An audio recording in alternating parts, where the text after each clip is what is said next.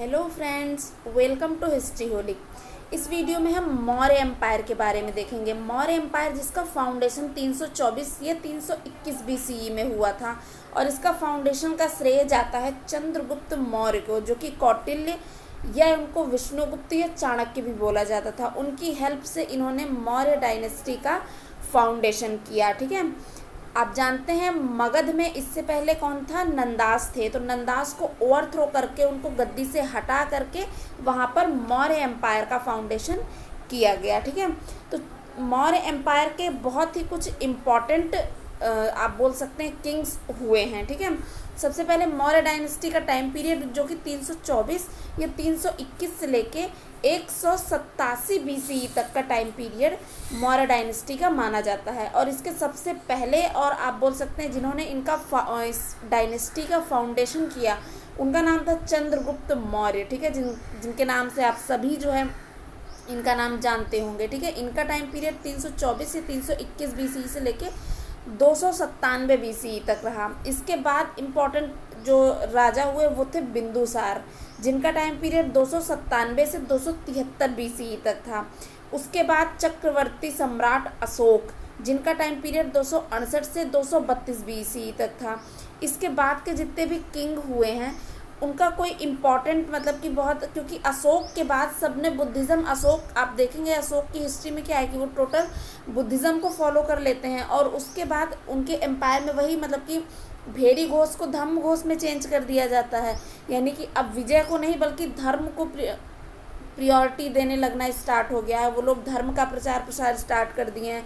आप देखेंगे कि अशोक जो है अपने एक बेटे और बेटी यानी कि महेंद्र और संघमित्रा को भी धर्म के प्रचार प्रसार के लिए श्रीलंका भेजते हैं। और भी बहुत सारे जो है बड़े बड़े जो एम्पायर उस समय पे रहे हैं उनके अगल बगल, उनके जिनसे उनका मैत्रीपूर्ण संबंध था, सब जगह उन्होंने अपने जो है धम्म विजय के लिए लोगों को भेजा था। ठीक है, तो ये सारी चीज़ें थी। इसके बाद क्या होता है, अब ये लोग इतना ज़्यादा भेड़ी घोष पे तो ध्यान देते नहीं, तो इसके अशोक के बाद के जितने भी किंग हुए हैं उन्होंने कोई भी लड़ाई, कोई भी उनका इम्पोर्टेंट योगदान मौर्य साम्राज्य में नहीं रहा है। और धीरे धीरे करके अशोक के टाइम के बाद धीरे धीरे करके 187 बीसीई तक आते आते मौर्य डायनेस्टी पूरी तरीके से ख़त्म हो जाती है। ठीक है, तो अशोक के बाद जो किंग रहे हैं वो बहुत ज़्यादा इम्पॉर्टेंट नहीं रहे हैं, लेकिन अगर हम उनके नाम की बात करें तो उसमें कुणाल, उसके बाद दशरथ, उसके बाद संप्रति,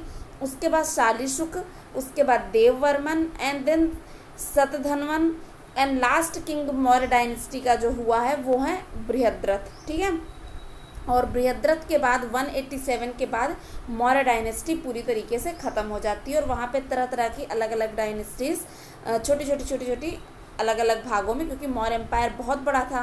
ठीक है, तो अलग अलग डायनेस्टी अलग अलग अलग अलग भाग में उनका उदय हो जाता है, वो बन जाती हैं। ठीक है, तो इस वीडियो में आगे बढ़ें और चंद्रगुप्त मौर्य के बारे में हम और डिटेल में जानें। इससे पहले कि अभी तक जिन लोगों ने चैनल को सब्सक्राइब नहीं किया है वो प्लीज़ चैनल को सब्सक्राइब कर दें, वीडियो को लाइक कर दें एंड शेयर कर दें। और अब हम बढ़ते हैं वीडियो में आगे और देखते हैं चंद्रगुप्त मौर्य के बारे में डिटेल से इस वीडियो में।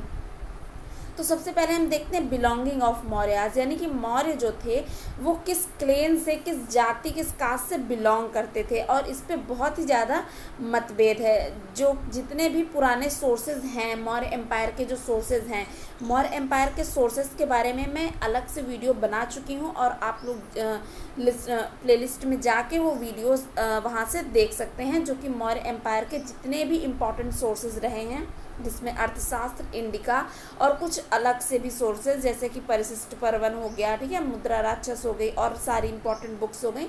तो ये सारे सोर्सेज के बारे में मैंने डिटेल में बता रखा है। ठीक है, तो चलिए अभी हम देखते हैं कि क्या क्या सोर्सेज से हमें क्या क्या पता चलता है मौर्यास के बारे में। तो सबसे पहले परिशिष्ट पर्वन, जो कि हेमचंद्र के द्वारा लिखी गई है, और इसमें बताया गया है कि जो मौर्यास थे वो एक मतलब कि विलेज के एक पिकॉक टेमर थे। ठीक है, यानी कि मयूर पोशाक जो नहीं होते हैं उनके क्या हैं, वो चीफ थे गांव के, और ये उन्हीं की बेटी के बेटे थे। ठीक है, इसलिए ये मौर्यास थे, क्योंकि ये मयूर पोशाक के जो हेड थे उनके जो है बेटी के बेटे थे, ठीक है, यानी कि एक लोकलेन के थे। मुद्रा राक्षस जो कि विशाख दत्त के द्वारा लिखी गई है, इसमें इनको डायरेक्टली लो सोशल ओरिजिन बताया गया है, यानी कि एक तरीके से आप शूद्र बोल सकते हैं, इनको शूद्र कास्ट का बताया गया है, ठीक है। उसके बाद मेडिवल राइटर कुछ रहे हैं मेडिवल हिस्ट्री के, जैसे कि क्षेमेंद्र एंड सोमदेव, इन्होंने इनको पूर्व नंदा सुता बताया है। उनके अनुसार ये क्या थे कि जो इसके पहले आप देखेंगे नंद डायनेस्टी थी, लास्ट किंग कौन थे नंदास के, धनानंद, तो इनका मानना था कि ये धनानंद के ही क्या थे, बेटे, मतलब धनानंद के ना सही लेकिन धनानंद के पोते परपौत्र, मतलब उसी डायनेस्टी के थे ये, ठीक है, नंद सुता ही थे, उसी क्लेन से बिलोंग करते थे। बुद्धिस्ट टेक्स्ट यानी जैसे महावंशा, ठीक है, इन सारे टेक्स्ट में क्या लिखा है, इन सब में इनको बुद्धिस्ट टेक्स्ट में इनको क्षत्रिय क्लेन का माना गया है, ठीक है, क्षत्रिय क्लेन जिसको कि मौर्यास बोला जाता था, मौर्यास बोला जाता था, ठीक है। तो ये इनकी जो है बिलोंगिंग्स को लेके अलग अलग टाइप की बातें हैं, ठीक है। लेकिन सबसे ज़्यादा इनको जो हिस्टोरियंस के द्वारा माना जाता है, अभी मॉडर्न हिस्ट्री के जो भी हिस्टोरियन हैं, मेडिवल के हिस्टोरियन हैं, उनके द्वारा इनको ज़्यादातर लो सोशल ओरिजिन यानी कि शूद्र ही माना जाता है, ठीक है। तो अब हम देखते हैं चंद्रगुप्त मौर्य आखिर मगध पर उन्होंने अपना साम्राज्य मगध पे बनाया कैसे, उन्होंने मगध को जीता कैसे, इसके बारे में देखते हैं। तो चंद्रगुप्त मौर्य ने सबसे पहले अपने आप को पंजाब में इस्टेब्लिश किया। इसके पीछे एक कहानी भी है। चंद्रगुप्त मौर्य सीधे जो है क्या कर रहे थे, मगध पे आक्रमण कर रहे थे, और मगध उस समय बहुत ही ज़्यादा शक्तिशाली राज्य था, तो ये हार जाते थे बार बार, ठीक है। तो एक दिन ऐसे ही ये घूम रहे थे और इन्होंने सुना कि एक बच्चा जो है वो रोटी को बीच से तोड़ के खा रहा था, ठीक है, जैसे कि रोटी फूली हुई होती है तो वो डायरेक्ट उसको बीच से फाड़ रहा था उसके अंदर का भाप सारा निकालने के लिए, और वो जल जाता है बच्चा। तो उसकी माँ उससे कहती है कि क्या तुम भी मतलब पागल हो गए हो, तुम भी चंद्रगुप्त मौर्य हो गए हो जो सीधे रोटी बीच से तोड़ रहे हो, रोटी हमेशा साइड से तोड़ी जाती है और साइड से तोड़ के खाई जाती है। तो चंद्रगुप्त मौर्य को ये बात सुनते हैं और तो उन्हें इस पर गौर करते हैं तो उनको समझ में आता है कि हमें डायरेक्ट मगध बहुत शक्तिशाली, और हम सीधे मगध पे आक्रमण करेंगे तो जाहिर सी बात है हार जाएंगे। तो मगध को जीतने के लिए हमें छोटे छोटे राज्यों को, छोटे छोटे जो स्टेट हैं अगल बगल फैले हुए हैं, उनको पहले जीतना होगा, ठीक है। तो फिर वो आते हैं और फिर वो अपनी तैयारी शुरू करते हैं और उनको चाणक्य ट्रेन करते हैं, ठीक है। उसके बाद फिर इन दो चाणक्य की स्ट्रेटजी और ट्रेनिंग और चंद्रगुप्त के आप बोल सकते हैं बाहुबल से ये लोग सबसे पहले कहाँ पे इस्टेब्लिश करते हैं चंद्रगुप्त मौर्य, पंजाब में। उसके बाद पंजाब को जीतने के बाद अब ये ईस्टवर्ड की तरफ मुड़ते हैं, उधर की ओर मूव करते हैं और धीरे धीरे ये मगध रीजन पे अपना कंट्रोल करते हैं, ठीक है। उसके बाद फिर अब ये पंजाब से होकर जब ईस्टवर्ड की तरफ बढ़ते हैं तो काफ़ी सारे उधर इस राज्य को जो छोटे छोटे थे उनको ये जीते हुए रहते हैं। तो अब इनके पास एक अच्छी आर्मी, अच्छा मतलब सैन्य बल सब कुछ था। तो अब ये क्या करते हैं, नंदास को ओवरथ्रो करने में सफल हो जाते हैं 321 BCE में, ठीक है। 321 BCE में चाणक्य जो कि तक्षशिला के एक ब्राह्मण थे, उनकी हेल्प से, चाणक्य को ही कौटिल्य और इनके बचपन का नाम विष्णुगुप्त भी था, ठीक है।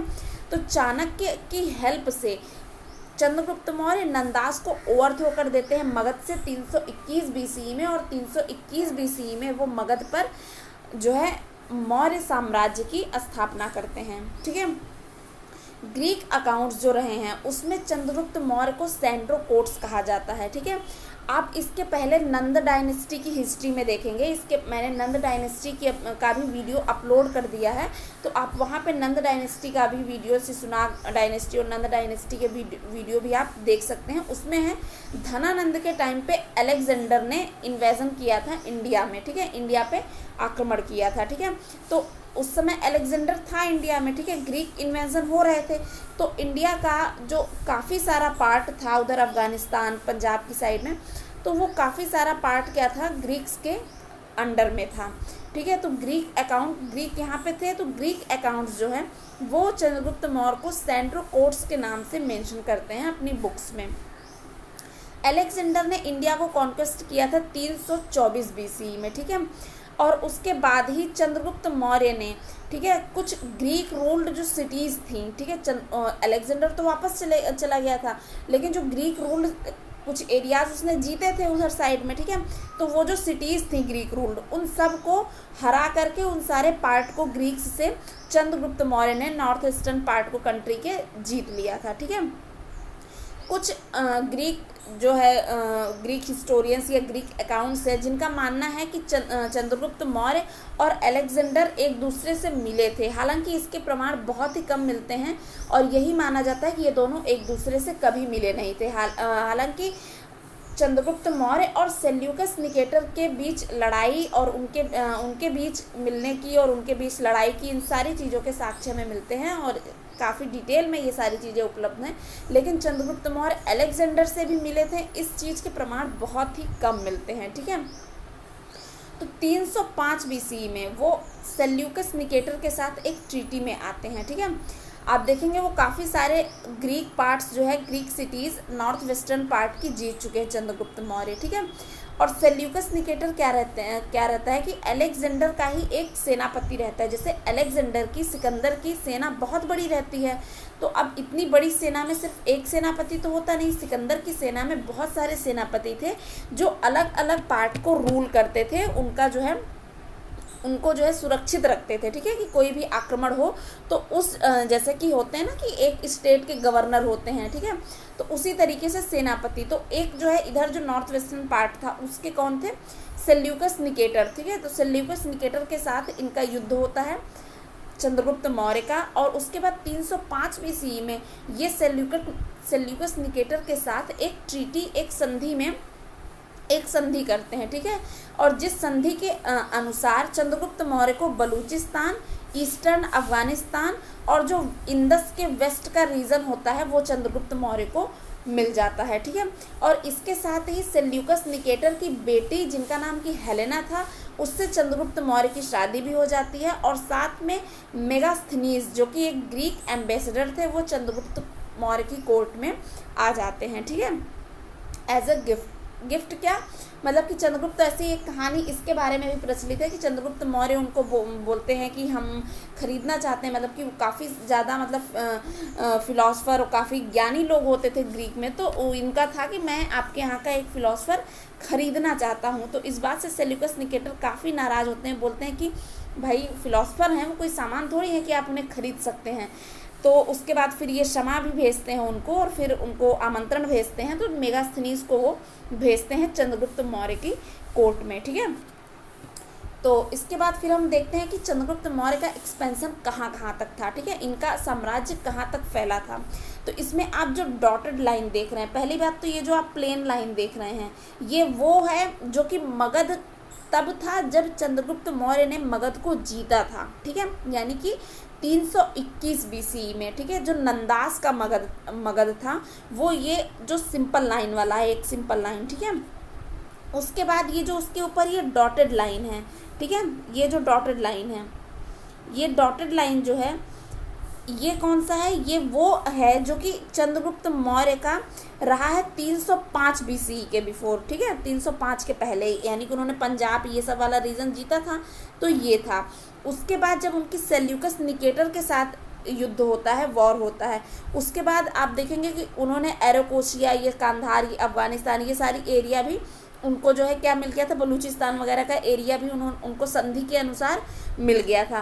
तो ये जो सिंपल डॉटेड वाली लाइन है, ठीक है, एकदम किनारे, ये इंडो ग्रीक्स वाली, ठीक है, तो ये क्या हुआ, ये इनको एज अ गिफ्ट, यानी कि अब ये गिफ्ट नहीं, मतलब इनको जीतने पे संधि में मिला, तो अब ये सारी भी एरिया किसके आगे, चंद्रगुप्त मौर्य के अंडर में। तो आप देख रहे हैं चंद्रगुप्त मौर्य का साम्राज्य कैसे फैलता जा रहा है, ठीक है। तो ये इधर एकदम किनारे, इधर बलूचिस्तान तक, इधर तक फैला हुआ था, और ये ऊपर तक यहाँ कश्मीर तक, और इधर आप देख रहे हैं एकदम साइड में नीचे यहाँ कर्नाटका तक, और इधर सौराष्ट्र तक, ये देख रहे हैं आप पूरा इधर ये पूरा सौराष्ट्र तक इनका फैला हुआ था। क्योंकि आप रुद्रदामन का जो इंस्क्रिप्शन है, जूनागढ़ इंस्क्रिप्शन, रुद्रदामन के जूनागढ़ इंस्क्रिप्शन से हमें पता चलता है कि चंद्रगुप्त मौर्य ने सुदर्शन लेक का निर्माण कराया था, कहाँ पे, सौराष्ट्र में, ठीक है। तो अगर चंद्रगुप्त मौर्य ने सुदर्शन लेक का निर्माण करवाया था जो है सौराष्ट्र में, गुजरात में, तो जाहिर सी बात है गुजरात सौराष्ट्र उनके अंडर में रहा होगा, तभी उन्होंने सुदर्शन लेक का निर्माण वहाँ पे करवाया है। तो इस चीज़ का हमें वैलिड जो है साक्ष्य भी, सोर्स भी मिलता है, ठीक है। कि और ये सौराष्ट्र और इधर कर्नाटक विदर्भ से होते हुए इधर ये कलिंग वाला पार्ट छोड़ के, क्योंकि कलिंग को किसने जीता था, कलिंग बहुत ही शक्तिशाली राज्य था और कलिंग को जीता था अशोक ने, ठीक है। तो ये कलिंग वाला साम्राज्य छोड़ के बाकी ये पूरा किसका था, चंद्रगुप्त मौर्य का साम्राज्य था, ठीक है। चंद्रगुप्त मौर्य ने काफ़ी ज़्यादा एक्सपेंशन किया था वॉर के थ्रू। उसके बाद हम देखते हैं चंद्रगुप्त मौर्य ने उसके बाद फिर काफ़ी सारी लड़ाइयाँ लड़ी, काफ़ी सारे जीता, मतलब उन्होंने बहुत ही ज़्यादा एक्सपेंशन किया अपने एम्पायर का। उसके बाद चंद्रगुप्त मौर्य जैनिज़्म से बहुत ही ज़्यादा प्रभावित होते हैं, यानी कि ये मतलब बुद्धिज़्म, जैनिज़्म, इन्होंने हर धर्म को शरण दी थी, लेकिन ये जैनिज़्म से बहुत ही ज़्यादा प्रभावित होते हैं। और इसके बाद ये बिंदुसार के फेवर में अपनी गद्दी को छोड़ के, यानी कि बिंदुसार को अपनी गद्दी सौंप कर ये एक जैन मोंक जिनका नाम भद्रबाहु रहता है उसके साथ ये कर्नाटका चले जाते हैं। कर्नाटका जहाँ पे कि श्रवण बेलगोला एक गुफा रहती है, ठीक है, जहाँ पे ये उनके साथ रहने लगते हैं और वहीं पे ये जैन ट्रेडिशन का प्रचार प्रसार, उसकी टीचिंग का, उसको और ज़्यादा इम्प्रेस करना जैनिज़्म को, ठीक है, वहीं पे फिर ये रहने लगते हैं। और उसके बाद अंतिम समय में सल्ले खाना को ये जो है फॉलो करते हैं। सल्ले खाना एक रिचुअल डेथ होती है बाय स्टारवेशन, यानी कि आप उसमें क्या करते हैं कि एक आप इच्छा मृत्यु भी समझ सकते हैं, कि जब आप जो है आपको है कि अच्छा अब आपको मरना है, तो उन्होंने खाना पीना बिल्कुल ही छोड़ दिया था और भूख से फिर उनकी क्या हो जाती है, मृत्यु हो जाती है। तो इसको क्या बोलते हैं, जैनिज़्म में सल्ले खाना बोलते हैं, और इन्होंने सल्ले खाना को फॉलो किया था, ठीक है। ये बोला जाता है जैन ट्रेडिशन के अकॉर्डिंग, जो कि श्रवण बेलगोला की जो गुफाएं हैं कर्नाटक में, वहाँ पे ऐसा मेंशन हमें मिलता है, ठीक है। तो चंद्रगुप्त मौर्य का ये कुछ इतिहास रहा है। इसके बाद इसके नेक्स्ट वीडियो में हम बिंदुसार के इतिहास के बारे में जानेंगे और फिर द ग्रेट अशोक के बारे में जानेंगे, ठीक है। तो अगर आपको वीडियो अच्छा लगा हो तो please like, share and subscribe and thank you.